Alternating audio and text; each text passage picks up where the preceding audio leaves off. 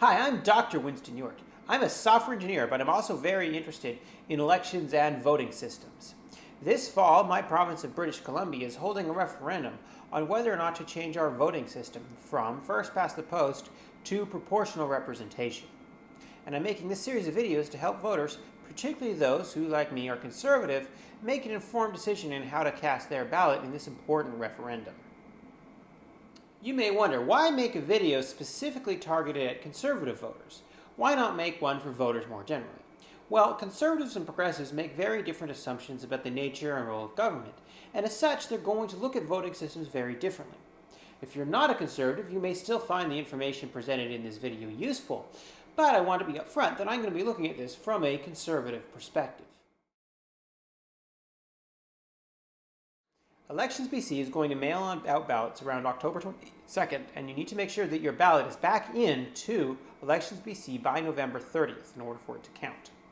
There will be two questions on the ballot. The first question is, which electoral system would you prefer in BC? Our current system, first past the post, or some form of proportional representation?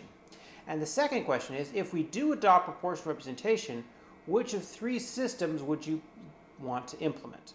This two-question ballot design was taken from New Zealand, who adopted proportional representation after a similar vote in 1992.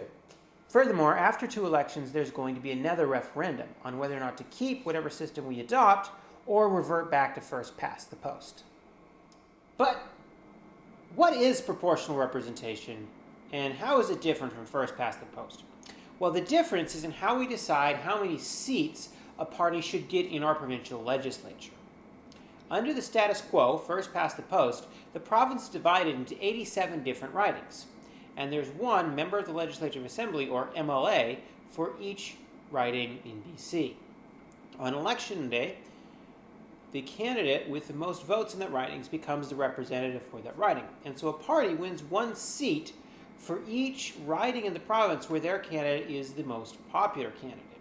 So the way to win seats in first past the post is to win various different ridings.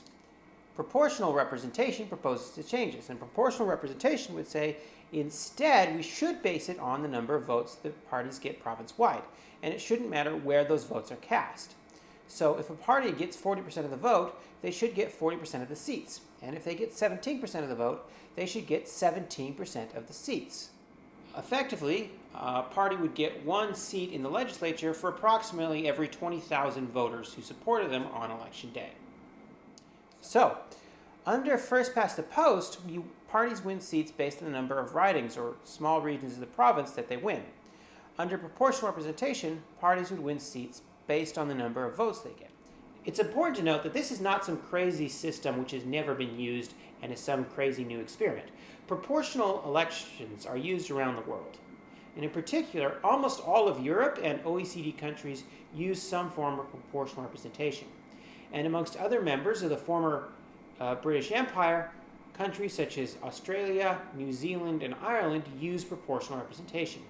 Even within the United Kingdom itself, devolved parliaments like Scotland and Wales use proportional representation. And when they elect members of the European Parliament from the United Kingdom, they also use proportional representation. So this is in fact a widely used system. Furthermore, it's not some crazy complex system that's that difficult to understand. The basic idea of proportional representation is very simple and transparent. If you get 40% of the vote, you should get 40% of the seats. And the fact is, our current system is anything but simple and transparent in the relationship between how many votes a party gets and how many seats they win. Now, which of these is the better system? Which is the better way of choosing the members of the Legislative Assembly? This is a question that has many facets, and I'll be looking at that over the series of videos.